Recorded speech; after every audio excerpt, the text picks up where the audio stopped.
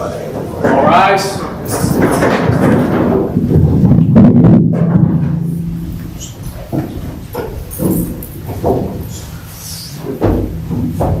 The Court of Appeal for the 5th District of the State of Florida is now in session. The Honorable Ephraim Wallace, Judge, presiding. All persons having business before this court draw near. Give attention, you will be heard. May God save the United States of America, the State of Florida, and this honorable court. Please be seated.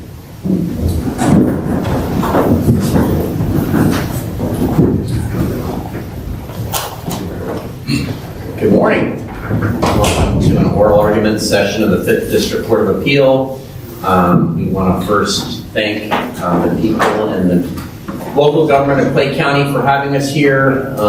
It's a unique experience for us to travel and to be able to do these oral arguments in what we consider to be remote locations, not because you're far off, but you're far away from Daytona. So I want to first introduce myself. My name is Rand Wallace. I am a judge on the court. I live in Seminole County. Joining me on this panel today are to my right and your left, Judge Eric Eisnagel, also from Seminole County, and on my left and your right, Judge John Harris from Brevard County.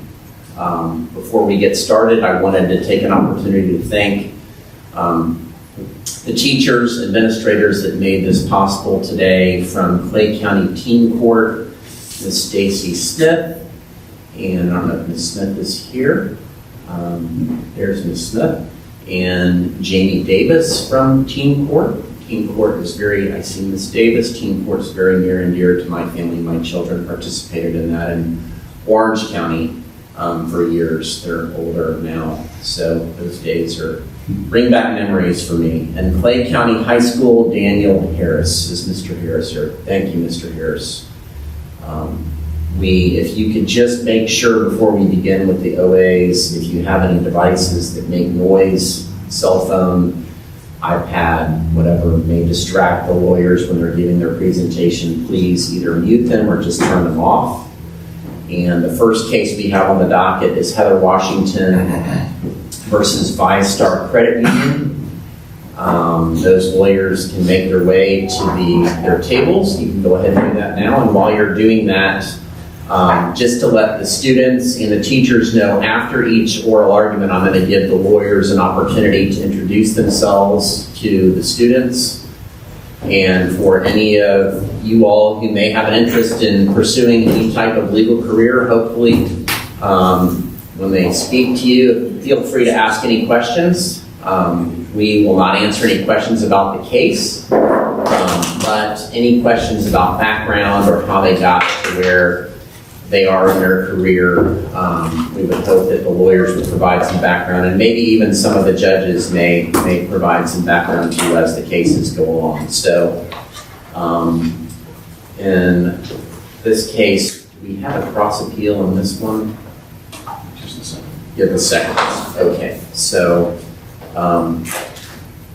in the Washington versus VyStar Credit Union, for the appellant, it's Mr. Phillips, is that right? Good morning, Lisa Lafanara. Mr. Phillips was unable to attend this morning. Okay, and I'm going to assume that you'd like 5 minutes for rebuttal unless you tell us differently. Yes, is that okay? Okay, and so when you are ready, you may proceed.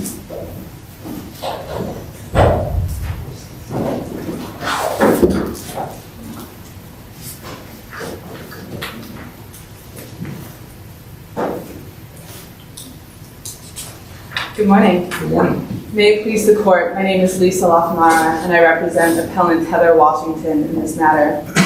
This case challenges the assessment of overdraft fees on debit card transactions that did not overdraw the account at the time the customer made them or VyStar authorized them, and for which there were always sufficient funds held in the account.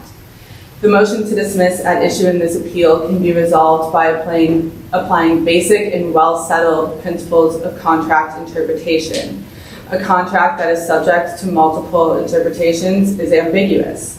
Ambiguous language is construed against here VyStar, the drafter of the party's contract. And of course, contract language must be construed in a manner that does not render any language superfluous or meaningless. The Circuit Court erred in applying these standards, and this court should reverse for 3 reasons. First, the trial court's decision ignores dispositive language in the contract that can only be read to mean that overdrafts occur at authorization. Second, at best for ViStar, the contract is internally inconsistent and ambiguous as to whether overdrafts are determined at the initial authorization stage or at the second settlement stage. Finally, the court did not meaningfully address appellant's allegations that there are always sufficient funds held in the account such that no overdraft occurs regardless of whether overdrafts are assessed at authorization or at settlement. Now, as an initial matter, it's important to note the procedural posture at which this case was decided. We're here on an appeal from a motion to dismiss. Therefore, for purposes of this argument today, it was not appellant's burden to demonstrate that she will prevail on her claims. It's simply her burden, or excuse me, it's the credit union's burden to show that there is no set of facts under which Ms. Washington may be entitled to relief. Counsel, if we could, for benefit of, because of the setting that we're in here and the gallery we have with students watching as well, the facts of this case are your client appeared in front of a vendor and was using the debit card to obtain payment for goods and services, correct? That's correct, Your Honor. Debit card transactions go through a unique 2-step process that no other transaction type undergoes. And that is at that initial stage when the customer is checking out at, say, a grocery store. She swipes her debit card for payment and the transaction is either approved or declined. That's what's referred to as authorization. And at that stage, if the transaction is approved, ViStar will place a hold in the account for the amount of the authorization and remove those funds from the customer's available balance so she can no longer use those funds for any other purpose or any other transaction. Then up to 3 days later, the merchant will present that transaction to ViStar for what's called settlement. And at that point, ViStar transfers the funds that were placed on hold to the merchant and the transaction finally clears the account. What's the purpose of the authorization? Is it to protect your client or to protect the vendor? I think it serves multiple purposes, Your Honor. It is a budgeting tool for consumers. They can look and see that the money that they've Can you point to already... me in that agreement where it indicates that it's for the benefit of? There's no language in the agreement that talks about the purpose of the hold or the benefit that it serves. But I think from a common sense perspective, it benefits the customer as a account management device. It also protects the merchant because they can ensure that there are always sufficient funds. And it also protects ViStar for the same reason. Once ViStar authorizes a transaction, they're essentially committed to making the payment later to that vendor. Is that correct? That is correct, Your Honor. So with the authorization, if we're only looking at the contract, and we're not speculating about what might make sense in the world, but if we're only looking at the contract, do you agree it's clear that the authorization is to benefit at least the vendor and ViStar, so that once the authorization happens, the vendor knows I'm going to get paid, and ViStar knows, hey, I set these specific funds aside so that the payment can be made? If you're looking solely at the contract, unfortunately, this is another issue that's not addressed. But I would agree that from a common sense perspective, that yes, the authorization process does serve that purpose of protecting the vendor, ViStar. How important is the definition of payment? I understand it's not a defined term. Mhm. So let me say that definition. How important is the meaning, the contractual meaning of the word pay or payment? So I think it definitely is relevant to the case. I don't think that it's as important as ViStar's brief makes it sound, and that's for a couple of reasons. First, as I mentioned, there is unambiguous language in this contract that requires overdraft determination to happen at that authorization stage. So for example, if we look at page 77 of the record, there the contract provides a basic overview, the primary overview of the courtesy payment or overdraft service at issue in this case. And it says, quote, "This service allows us to authorize payment for the following types of transactions, regardless of whether your account has sufficient funds." And in sub 4, it shows ATM and one-time debit card transactions. So that language can only be read to mean that courtesy pay is triggered at the time that ViStar authorizes payment. Similarly, on page 78 of the record. Would that be exclusive though? I mean, I'm just assuming that that we agree with your interpretation of that particular language, would it be exclusively how an overdraft would occur? I'm not sure I understand your question. Would it be the only way an overdraft could occur? If we were to read that provision, it does say that overdrafts are assessed, or at least ViStar is determining, quote, whether the account has sufficient funds, end quote, at the time that ViStar authorizes payment. There is no language in that provision that would authorize ViStar to determine overdrafts at the second settlement stage. Similarly, on page 78 of the record, the contract says pending transactions and holds placed on your account may reduce your available balance and cause your account to become overdrawn, end quote. Here, there is no dispute that these holds occur at the authorization stage. And so ViStar's interpretation that it's only the settlement of these transactions that can create an overdraft would render this language entirely nonsensical. Well, I guess my question is, why isn't it both? Why can't there be an overdraft both at authorization and at the later settlement or payment? Well, the problem, Your Honor, is that the contract doesn't say that. It says in some places authorization or when pending transactions and holds are placed, and it uses that language in those provisions exclusively. In other Well, places, hold on, can I just point out some language in the contract then? of course, Section 14A, the first sentence, an overdraft occurs when you do not have sufficient available balance in your account to cover a transaction at the time it is presented to us for payment, but we pay it anyway. Why does that have only the meaning that an overdraft can only occur at the time of authorization?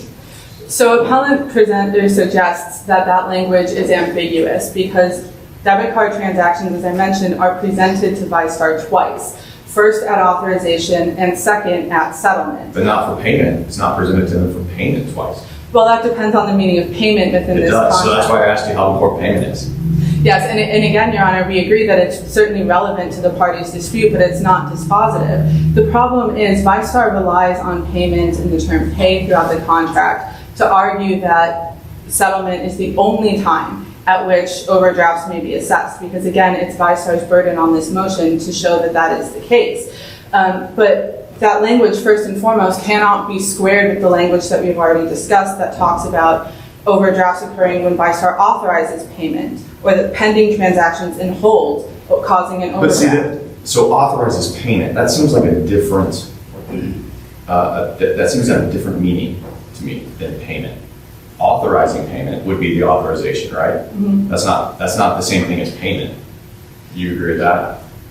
Authorizing payment is the authorization, as I'm reading it. Authorized payment, I agree, is authorization. So then payment would be later on when ViStar actually pays the amount over to the vendor. So two responses to that, Your Honor. First, within the language in 14A that talks about authorizing payment, that language unambiguously talks about ViStar determining whether your account has sufficient funds at the time that it authorizes payment.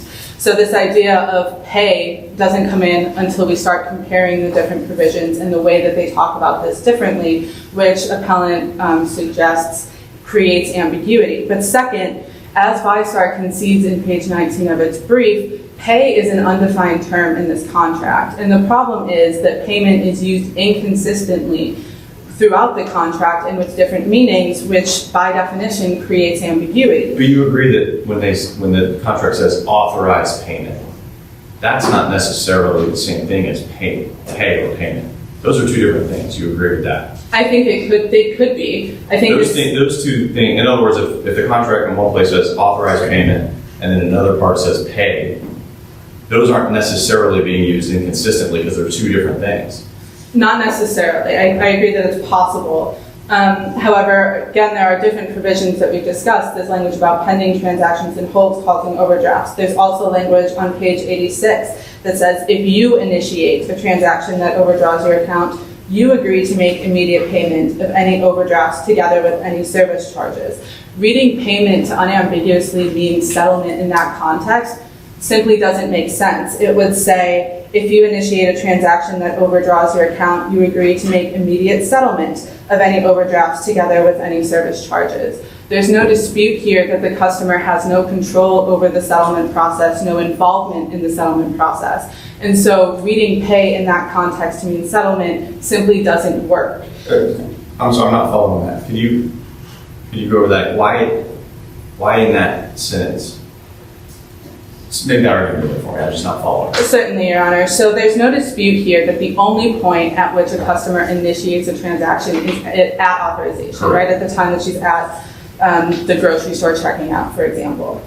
And so here, when it says, if you initiate a transaction that overdraws your account, you agree to make immediate payment of overdrafts together with any service charges. So a reasonable or appellant would submit the only reasonable interpretation of that language is that ViStar is determining whether an overdraft or a service charge would be assessed at the same time that the customer is initiating payment, as this provision says that payment is immediately due after initiation.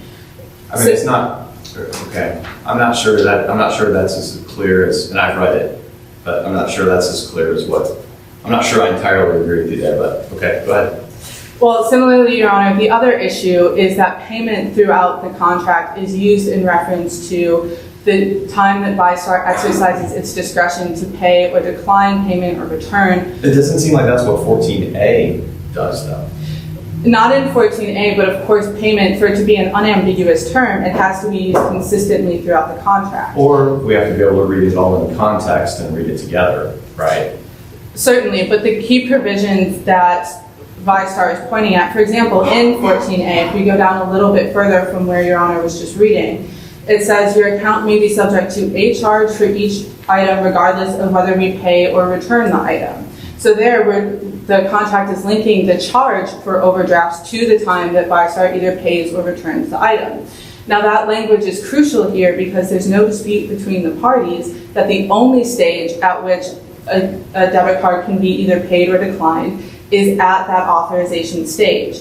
As we've discussed, once a debit card transaction is authorized, ViStar loses any discretion to decline payment at settlement, and it must settle the charge.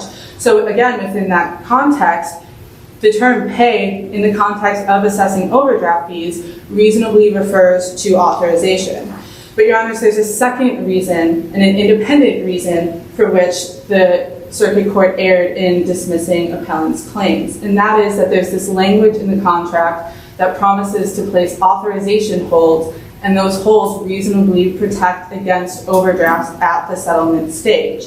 So the parties here agree that the contract unambiguously requires ViStar to determine overdrafts based on the account's available balance. The available balance is different than the amount of money that the customer actually has in her account because it is reduced to reflect holds for pending transactions like the ones at issue here. Similarly, the contract is clear that these holds are placed at the authorization stage. So appellant alleges that she reasonably understood that if there were sufficient funds in her account at the time she made the transaction, those funds were immediately placed on hold, and those funds were no longer available for any other transaction, and that hold remained in place until the transaction settled, then those funds must remain in the account to settle that transaction. And that, under that theory, that wouldn't always work, right, for every transaction. Sometimes a transaction is authorized for a certain amount, but then it comes through for a greater amount, correct? That's correct. There are circumstances. So your reading would work maybe for most, I assume most transactions, but not all. You agree?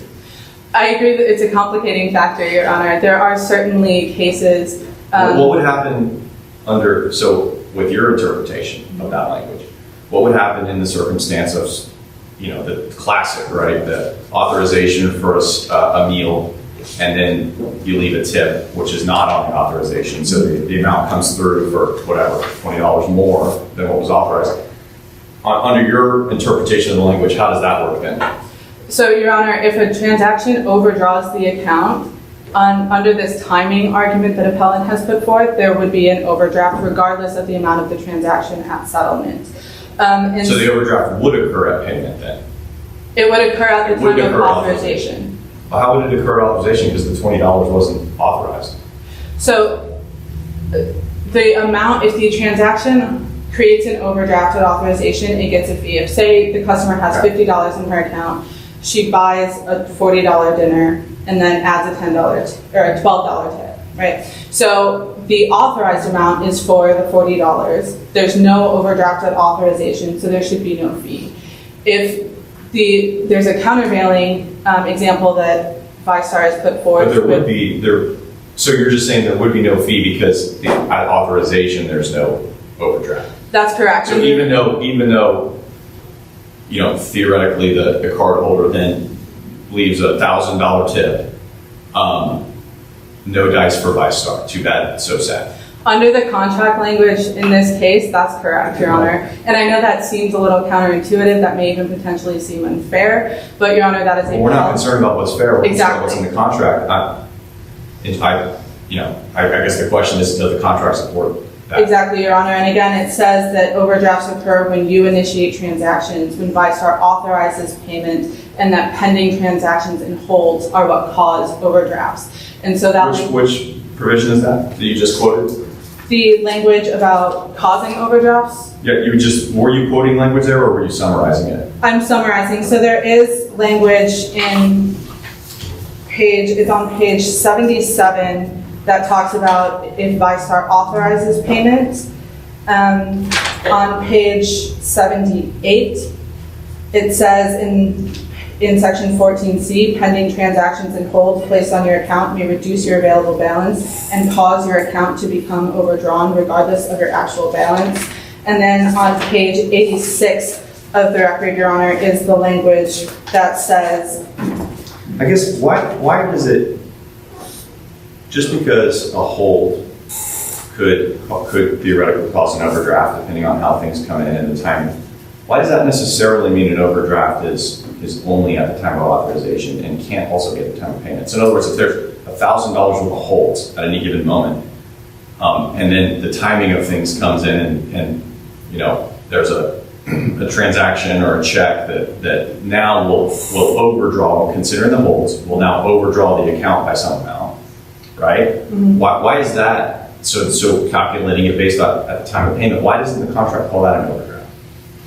so the check would incur an overdraft fee if it is presented when there are insufficient funds, even if there would be Considering the holds. even if the only reason there are insufficient funds. But you're is saying because- not the card. The check would, but not the card. That's correct, Your Honor, because in that situation, Can you point me to language in the contract that ties that in a vote for us? unfortunately, there is no language in the contract, and that's part of the issue here, is that it is fundamentally ambiguous. And so for those reasons, Your Honor, we would ask the court to reverse. Thank you.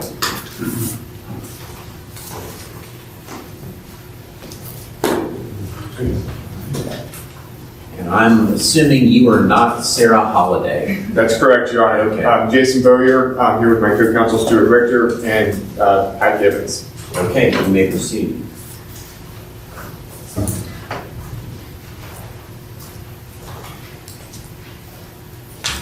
May it please the court, Stuart Richter from Kattamush and Rosenman, Pro Hoc Vice, and I'll be handling the oral argument today. Honors, this, as you pointed out, is a breach of contract case. And the contract is attached, there's a version of the contract attached to the original complaint, and there's a version of the contract attached to the first amended complaint. So the difference between the 2019 and 2020? There's very little difference, Your Honor. Those are the two contracts you're talking about. Yes, Your Honor. Is there agreement as to which one controls? The 2020 version attached to the first amended complaint should control because it's alleged in the complaint, both the original and the first amended, that Ms. Washington, the plaintiff, incurred overdraft fees in 2019 and 2020.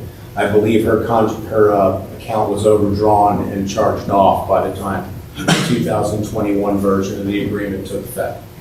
So my argument today will be focused on the 2020 version, but again, very little difference between the two documents. It's an important, counsel, that we're here at the motion to dismiss stage of this case and not at the stage of motion for summary judgment or trial. That is important, Your Honor. How so? Well, because this court has to accept allegations in the complaint as true. However, because the contract is attached to the complaint, to the extent those allegations are inconsistent with the terms of the contract, the court should accept the terms of the contract if it's unambiguous. And the circuit court in this case, Your Honors, found that this contract is unambiguous, went on to read the meaning of that contract, and found that the unambiguous terms of the contract are inconsistent with the plaintiff's allegations, and rejected the plaintiff's We're not bound allegations. by the circuit court's findings on that, correct? Correct, Your Honor, this is de novo review. So let's get to it. Thank you, Your Honor. Plaintiff alleges that for debit card transactions, and specifically signature debit card transactions, there's two types of debit card transactions. One is a PIN transaction where you punch in your PIN number. That's like an ATM withdrawal. Authorization and payment occur. We're talking about signature, right? Yep, we're So let's talking about talk those. Signature debit card transactions occur in two stages, and that's spelled out in the contract. Plaintiff alleges that for signature debit card transactions, unlike all other payments, checks, ACH payments, PIN transactions, the credit union must determine whether there's been an overdraft at the time of authorization as opposed to the time of payment, when money actually leaves the account. That's payment. Now, That's what plaintiff alleges. that's what plaintiff alleges. You take that as true. No, because the contract doesn't say that, Your Honor. Point to that. Where does the contract refute that allegation? Justice Eisenhagel pointed to the first section, section 14. Just for the record, I'm not getting a promotion here, I'm the judge. I'm sorry. That's all right. Judge Eisenhagel pointed to the section that deals with overdrafts in the contract. Plaintiff consistently referred to it at page 77 of the record. That section is called overdrafts. And the first part of that section describes what an overdraft is. And it says, if on any day the available funds in your account are not sufficient to pay the full amount of a check, draft, transaction, or other item, all types of payments, if there isn't enough money in your account to pay the full amount of a transaction, we may return it or pay it. And it goes on to describe when an overdraft occurs. And an overdraft occurs and can only occur when a transaction is paid. If I have $100 in my account and a check is presented that I've written for $120, if the credit union does not pay that transaction, if it rejects it or returns it as stated here, there's no So overdraft. counsel, under that factual scenario, there's been talk about authorization or approval, which is also a stage of the operations contract, you would agree, correct? Yes. Under the factual scenario that you are now giving us, that renders the use of the word authorization irrelevant or really utterly useless. Authorization means nothing under this transaction. It all focuses on the point of payment or the time of payment, correct? What is the point to even having the word authorization anywhere in this contract? I'm going to take issue and disagree with that, Your Honor. For every type of payment transaction, there is authorization and then there is payment. Sometimes authorization happens almost the same time as payment. When a check is presented to the credit union, if there's not enough money in the account and it's not authorized, it is returned unpaid. But we're not talking about a check here. We're talking Yeah, let's focus on about the a signature. card. We're talking about putting the card into a machine, and on the screen, I believe, the words will be authorized or approved. And at that point, the consumer then takes the goods and services, and then that is the end of the transaction for purposes of the provider and the consumer. You would agree? Not for the provider, for the consumer it is. Well, the provider then can sit on it, apparently according to the factual scenario both parties were laying out, the provider can sit on it for 1 to 3 days before they even process it towards the bank, correct? Provider can sit on it for 6 months. The 3 days is just the limit when that hold, that authorization hold that counsel was referring to, that drops off the account after 3 days. Well, let me just make sure I understand, because it is important that the term authorized means something. And so I think Judge Wallace has brought up an apt point here. If at the authorization phase, the card goes into the scanner, the signature card we're talking about, and it comes back declined, not authorized, what happens versus when it's authorized? What happens? If the transaction is declined, nothing happens. If you're standing in the grocery line with all your groceries and you swipe the card and it's declined, the groceries go back on the shelf. There's no transaction. There is no transaction, and you are not charged a fee for a debit card if it's returned. And the reason I bring up all these other transactions, Your Honor, is because this section defining overdrafts talks about all types of payment transactions. And my point, Your Honor, is in order to have an overdraft, regardless of the type of transaction, there has to be payment out of the account. The account has to go negative. That's what Section A under overdrafts says. You can't have an overdraft unless your account goes negative. Hence the term pay. When we pay, not when we authorize. There are two stages for signature debit card transactions. I guess my question was maybe a little off then to your opposing counsel. Perhaps the authorization maybe does have some benefit for even the customer, the cardholder, because if there's not an available balance and the transaction is declined, they avoid an overdraft. Is that correct? That is correct. Okay. And that's what the second section, the courtesy pay section that counsel referenced, that's what that refers to. That's where, for all types of transactions, again, VyStar offers a courtesy pay service. Basically what that means is, if your check, if your debit card is swiped, if your ACH, your power bill, tries to get paid through your checking account, and you don't have enough money, the credit union may authorize that transaction, and will subsequently pay it, may authorize it, because you have courtesy pay. As a courtesy, you authorize it. The difference between an overdraft and the transaction being rejected is important, because the VyStar fee schedule is Exhibit B to the First Amendment complaint. It distinguishes between the two. If your transaction, your check or your ACH is returned unpaid, you get a $32 fee. If VyStar pays it under this courtesy pay section, if your account goes negative by more than $5, you only get a $29 fee. Can I ask you about an argument that your opposing counsel made here in the same 14A? It's farther down. And there's some merit to what she said. This sentence doesn't seem to really fit to a signature card transaction. Seems like it's probably more directed to like a check or the PIN card transaction, but I'm interested what you think here, that your account may be subject to a fee for each item regardless of whether we pay or return the item. That doesn't seem to apply. That sentence doesn't seem to apply to a signature card transaction at all, but I want to see what you think, and when does that apply? What does it mean? Yeah, and again, Your Honor, this goes back to what I just said. This paragraph deals with all kinds of overdrafts, and so in the situation where I've given my checking account to the power company and they initiate an automatic clearinghouse transaction, take money out of my account, if there's not enough money and they've done the transaction, VyStar rejects it or returns it and will charge a non-sufficient funds fee. That's $32. If VyStar pays it as a courtesy, that's an overdraft and you get $29.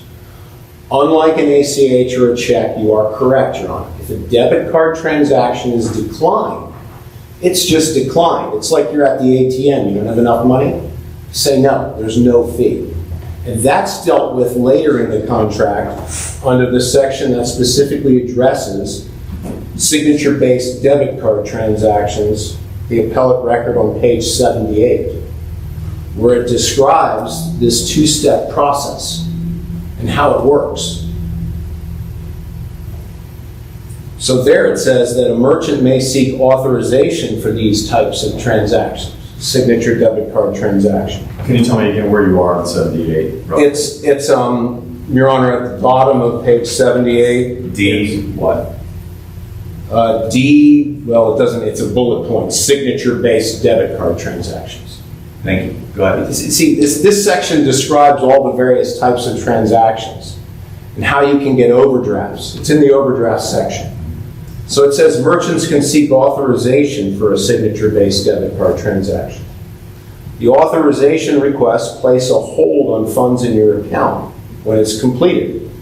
The authorization hold will reduce your available balance by the amount authorized, but will not affect your actual balance. Goes on then. The transaction is subsequently processed by the merchant and submitted to us for payment. Going back, The word transaction has been used a lot by you in your presentation, and I just want to clarify for my purposes, when you talk about transaction, you're talking about the transaction between the vendor and the consumer. Or are you also talking about transaction as to when the payment is made and when the account is settled?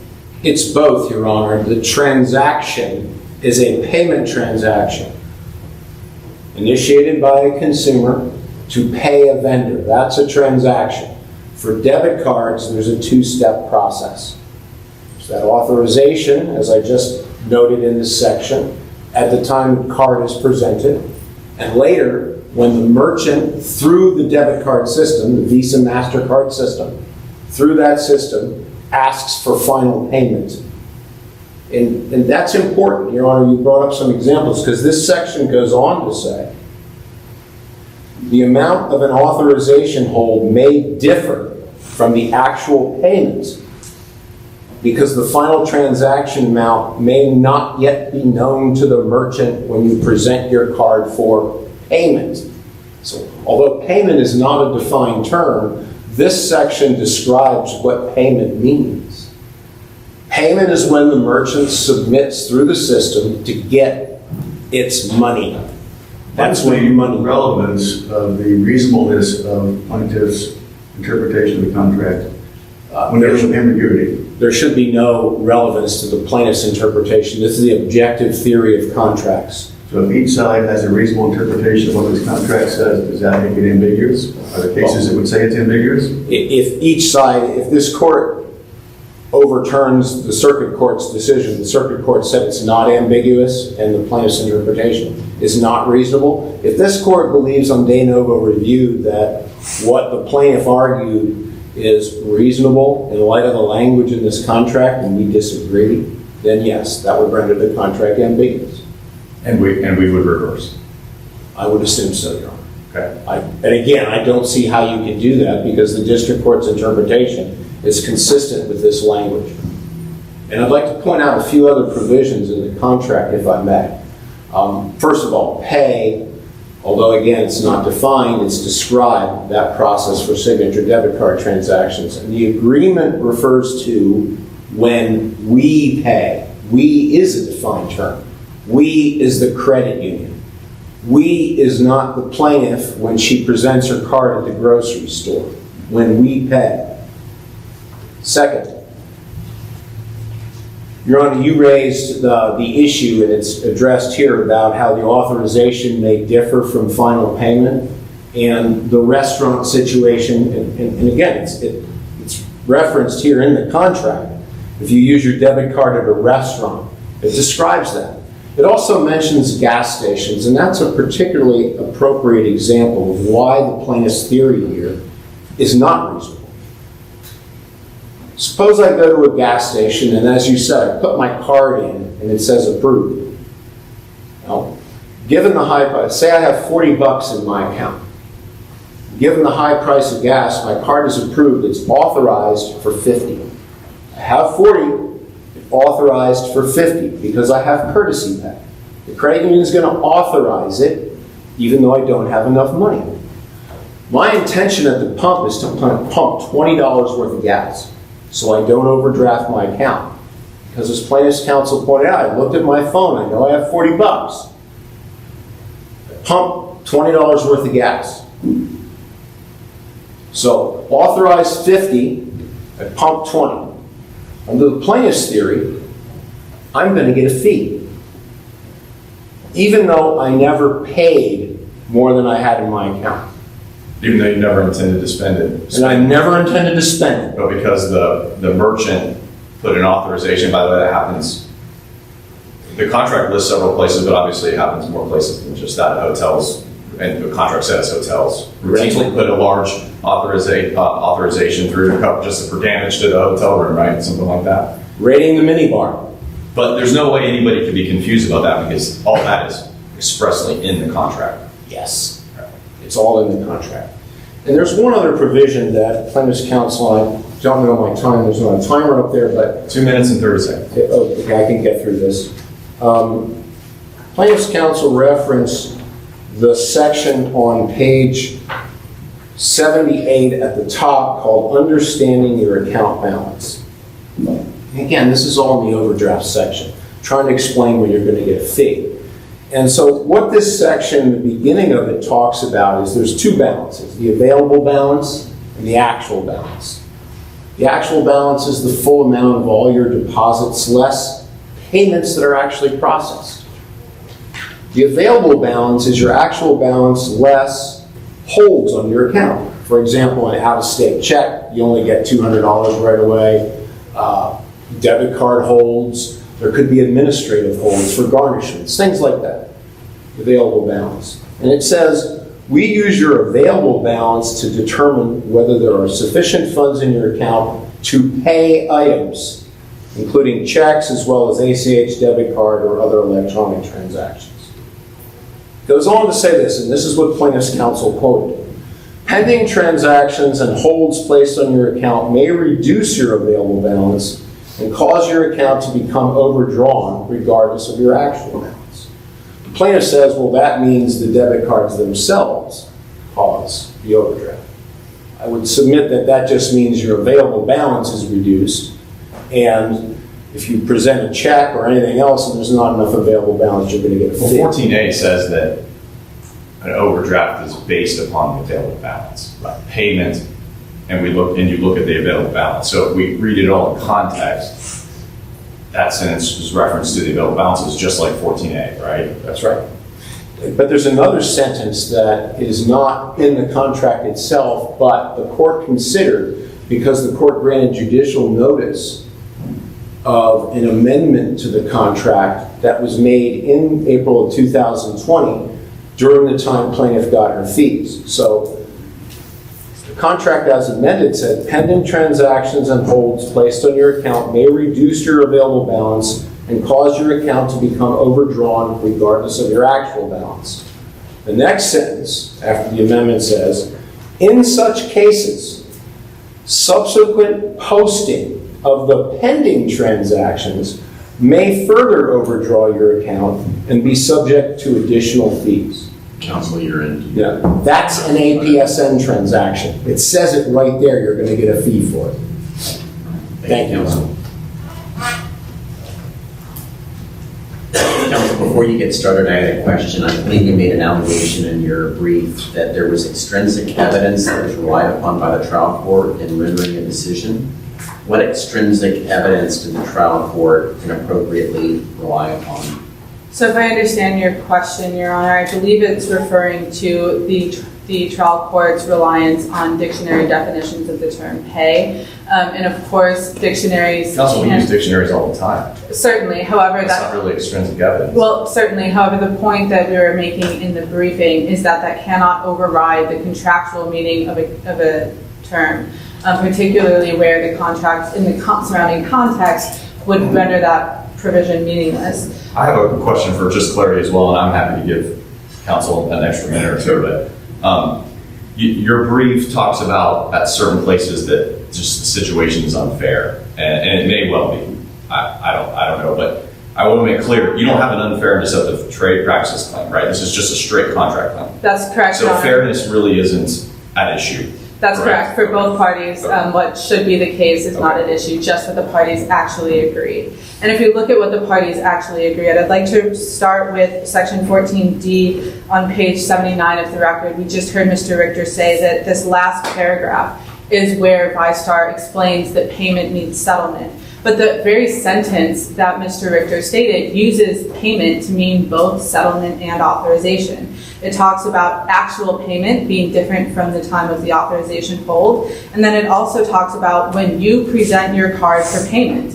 Again, there's no dispute that the customer does not present her card at settlement. Similarly, we heard that it always refers to ViStar's payment. I would direct the court's attention to page 86 of the record, where it says, if you initiate a transaction that overdraws your account, you agree to make immediate payment of any overdrafts together with any service And charges. isn't there, counsel also argued that, it seemed like a good point, that we pay versus you pay, those seem to be completely different things as well.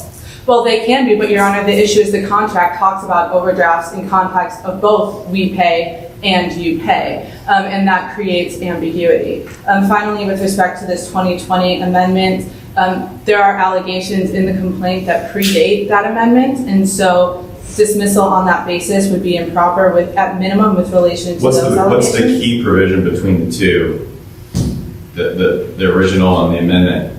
What's the key difference that we should look at for that? I think for purposes of this dispute, the difference doesn't really matter. The only issue is with the April of 2020 amendment that adds the language saying, in such cases, subsequent posting, the language that Mr. Richter quoted there. I think that also falls flat for two reasons. The first being, it says that it's added to the second paragraph of section 14C. 14C is only a single paragraph, so already there's confusion about where that language goes. Second, it talks about in such cases, which reasonably refers back to the pending transactions it holds that overdraw the account. That reasoning is further consistent with the language saying posting may further overdraw the account and be subject to additional fees. A transaction cannot further overdraw the account unless it previously overdrew the account. And so, Your Honor, we respectfully ask this court to reverse. Thank you.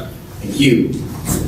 Thank you, counsel. Case was well argued on both sides. And now I'm going to invite counsel, first starting with the appellant, to please introduce yourself to the gallery.